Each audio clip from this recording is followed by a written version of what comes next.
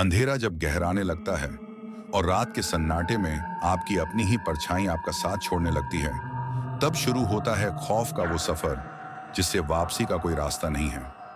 AS_हॉरर_40 के जांबाज दोस्तों, दिल थाम लीजिए और अपने कानों में हेडफोन लगा लीजिए, क्योंकि आज रात आप अकेले नहीं हैं। आज हम आपके लिए लेकर आए हैं इस साल की सबसे लंबी और रूह खंपा देने वाली महाकहानी, हाईवे 66, मौत का ढाबा। ये कहानी कालका शिमला हाईवे के उस शापित हिस्से की है जहां सूरज ढलने के बाद जिंदा इंसान तो क्या, परिंदे भी पर मारने से कतराते हैं। अगर आप में सच में कमजोर दिल नहीं है तो इस वीडियो के अंत तक रुकने की हिम्मत दिखाना। और हाँ, अपने इस भाई के चैनल को सब्सक्राइब करना मत भूलना, क्योंकि यहाँ हर रात मौत का सन्नाटा गूंजता है। रात के ठीक 2:15 हो रहे थे। दिसंबर की वो सर्द रात इतनी काली थी कि आसमान के सारे तारे मानो डर कर छुप गए हों। कालका से शिमला की तरफ जाने वाले उस संकरे पहाड़ी रास्ते पर कोहरा इतना गाढ़ा था कि गाड़ी के बोनट से आगे कुछ भी दिखाई नहीं दे रहा था। अजय अपनी कार का स्टीयरिंग थामे तेजी से बढ़ रहा था। उसे सुबह 7 बजे शिमला में एक बहुत बड़ी बिजनेस डील के लिए पहुंचना था, जिसके लिए उसने अपनी पूरी जिंदगी की कमाई दांव पर लगा दी थी। पहाड़ी रास्तों के तीखे मोड़ों पर गाड़ी चलाते हुए अजय को अजीब सी बेचैनी हो रही थी। बार बार उसे ऐसा लग रहा था जैसे कोई उसकी कार की पिछली सीट पर बैठा हुआ है और उसकी गर्दन पर ठंडी सांसें छोड़ रहा है। उसने डर कर रियर व्यू मिरर में देखा, लेकिन वहां कोई नहीं था। उसने घबराहट में कार का हीटर थोड़ा तेज कर दिया। अचानक एक जोरदार झटके के साथ कार का इंजन बंद हो गया। हेडलाइट्स टिमटिमाई और पूरी तरह गुल हो गई। पूरा हाईवे एक झटके में घने स्याह अंधेरे में डूब गया। अजय ने सूझबूझ से काम लिया और बार बार गाड़ी की चाबी घुमाई, लेकिन इंजन ने स्टार्ट होने से मना कर दिया। उसने अपना मोबाइल निकाला, लेकिन स्क्रीन पर लिखा था नो सर्विस। इस सुनसान पहाड़ी पर दूर दूर तक मदद की कोई गुंजाइश नहीं थी। तभी उस घने सफेद कोहरे को चीरती हुई एक धुंधली लाल रोशनी अजय की आंखों में पड़ी। सड़क के ठीक किनारे पुराने और सड़ चुके देवदार के पेड़ों के बीच एक पुराना लकड़ी का ढाबा खड़ा था। उसके ऊपर एक जर्जर नियॉन साइन बोर्ड लगा था, जिस पर खून जैसे लाल रंग में चमक रहा था। ढाबा ठंडी हवा के थपेड़ों से कांपते हुए अजय ने जैसे ही उस जर्जर लकड़ी के ढाबे का दरवाजा धकेला, अंदर से एक ऐसी अजीब और सड़ी हुई गंध आई कि उसका जी मिचलाने लगा। ढाबे के अंदर का माहौल बेहद डरावना था।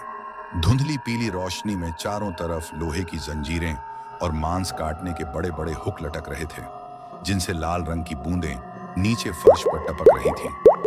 ढाबे के एक सुलगते हुए कोने में एक बेहद बूढ़ा आदमी खड़ा था, जिसकी पीठ अजय की तरफ थी। वह एक बड़े से लोहे के पतीले में कुछ उबाल रहा था, जिससे अजीब सा काला धुआं निकल रहा था। अजय ने हिम्मत जुटाई और कांपती आवाज में कहा, बाबा, मेरी गाड़ी खराब हो गई है। यहाँ फोन का नेटवर्क भी नहीं आ रहा। क्या कुछ खाने को मिलेगा? वह बूढ़ा धीरे धीरे पलटा। जैसे ही उसकी शक्ल रोशनी में आई, अजय के पैरों तले जमीन खिसक गई। उस बूढ़े की आंखें पूरी तरह सफेद थीं, उनमें कोई पुतली नहीं थी। उसके चेहरे की चमड़ी ऐसे लटकी हुई थी मानो वो कोई लाश हो।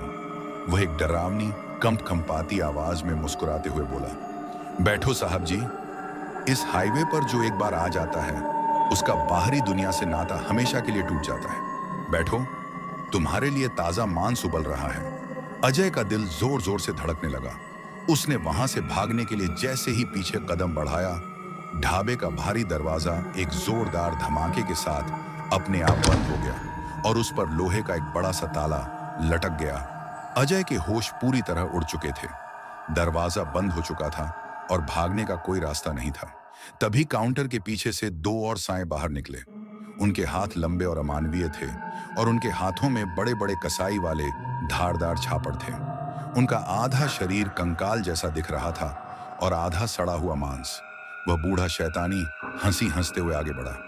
20 साल पहले इस हाईवे पर कुछ भूखे ट्रक ड्राइवरों ने हमारे पूरे परिवार को लूटकर इसी ढाबे में जिंदा जला दिया था। तब से हमारी आत्माएं यहीं भटक रही हैं। इस हाईवे से गुजरने वाले हर मुसाफिर को हम इसी तरह तड़पा तड़पा कर मारते हैं और उनका मांस इस पतीले में उबलता है। अजय की नजर अचानक कोने में खुले एक बड़े से फ्रीजर के दरवाजे पर गई। अंदर का नजारा देखकर उसके हलक से चीख भी नहीं निकल पाई। वहां कई इंसानी लाशें उल्टी टंगी हुई थीं, जैसे कसाई खाने में जानवर टंगे होते हैं। कंप कंपाते हुए अजय को समझ आ गया कि अगर उसने अगले कुछ सेकंड में कुछ नहीं किया तो उसकी लाश भी उन्हीं के बीच टंग जाएगी। मौत बिल्कुल उसके सामने खड़ी थी। जब कसाई नुमा शैतान अपने खूनी चापड़ लेकर अजय की गर्दन की तरफ बढ़े तो अजय के अंदर मरने से पहले अपनी जान बचाने का आखिरी जज्बा जागा। उसने बिना सोचे समझे पास पड़ी लकड़ी की एक भारी बेंच उठाई और पूरी ताकत से ढाबे की कांच वाली खिड़की पर दे मारी।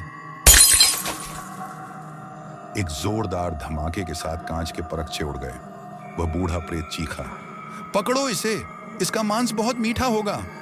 इससे पहले कि उन शैतानों के ठंडे और सड़ चुके हाथ अजय को छू पाते, अजय फुर्ती से खिड़की के रास्ते बाहर कूद गया।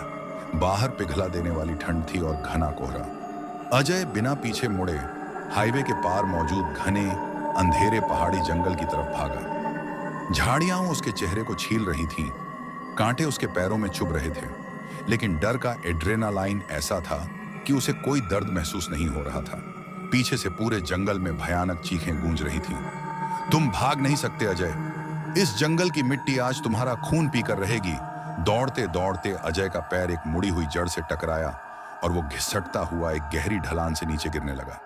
जब वह रुका तो उसने देखा कि वो वापस घूम फिरकर उसी शापित हाईवे पर अपनी कार के ठीक सामने आ गिरा था। अजय ने बिना एक पल गंवाए अपनी कार का दरवाजा खोला और अंदर कूद गया। पीछे से जंगल की झाड़ियों को चीरते हुए वो तीनों कसाई प्रेत हाईवे पर आ चुके थे। अजय के हाथ डर के मारे कांप रहे थे। उसने भगवान का नाम लिया और गाड़ी की चाबी घुमाई। कार का इंजन स्टार्ट हो गया। अजय ने पूरी ताकत से एक्सीलेटर दबाया और कार टायर चटकाती हुई 120 की स्पीड से उस शापित ढाबे से दूर भागने लगी। करीब 15 किलोमीटर दूर जाने के बाद हाईवे पर कोहरा थोड़ा कम हुआ। अजय को सामने पुलिस की एक चेक पोस्ट और बैरिकेड्स दिखाई दिए। राहत की सांस लेते हुए अजय ने गाड़ी रोकी और हांफते हुए कार का शीशा नीचे किया। वहां एक पुलिस वाला खाकी वर्दी और पुलिस की टोपी पहने अंधेरे में खड़ा था। अजय ने चिल्लाते हुए कहा, सर बचाइए, पीछे उस हाईवे पर सूर्या ढाबा है, वहां भूत हैं, वो लोगों को काट कर खा जाते हैं। मैं अपनी जान बचाकर भागा हूं सर। वह पुलिस वाला, जिसकी पीठ अंधेरे की तरफ थी, धीरे धीरे कार की खिड़की के पास आया। उसने अपनी गर्दन झुकाई और अपनी टोपी को थोड़ा ऊपर उठाया। जैसे ही कार के डैशबोर्ड की रोशनी उस पुलिस वाले के चेहरे पर पड़ी, अजय की चीख उसके हलक में ही दम तोड़ गई। उस पुलिस वाले का आधा चेहरा पूरी तरह जला हुआ था, मांस लटका हुआ था और उसकी आंखें भी उसी ढाबे के बूढ़े की तरह बिल्कुल सफेद थीं। वह अपनी डरावनी और भारी आवाज में हंसते हुए बोला, साहब जी, इतनी जल्दी क्या है? अभी तो आपके शरीर का मांस ठीक से उबला भी नहीं है। और हाँ, हमारे चैनल AS_horror_40 को सब्सक्राइब करना मत भूलना, क्योंकि तुम्हारी कहानी का अगला हिस्सा तो यहीं से शुरू होगा। इससे पहले कि अजय कुछ कर पाता, उस पुलिस वाले के नुकीले नाखूनों वाले हाथ ने अजय की गर्दन दबोच ली और पूरी सड़क अजय की आखिरी दर्दनाक चीख से गूंज उठी। तो अभी के लिए इतना ही। अगर इसका पार्ट 2 चाहिए तो कमेंट में जरूर बताना और मेरे AS_horror40 को सब्सक्राइब करना मत भूलना। और स्टोरी अच्छी लगी हो तो अपने दोस्तों के पास शेयर भी कर देना। तो मिलते हैं कल फिर एक रोमांचक नई हॉरर स्टोरी के साथ। तब के लिए बाय एंड टेक केयर।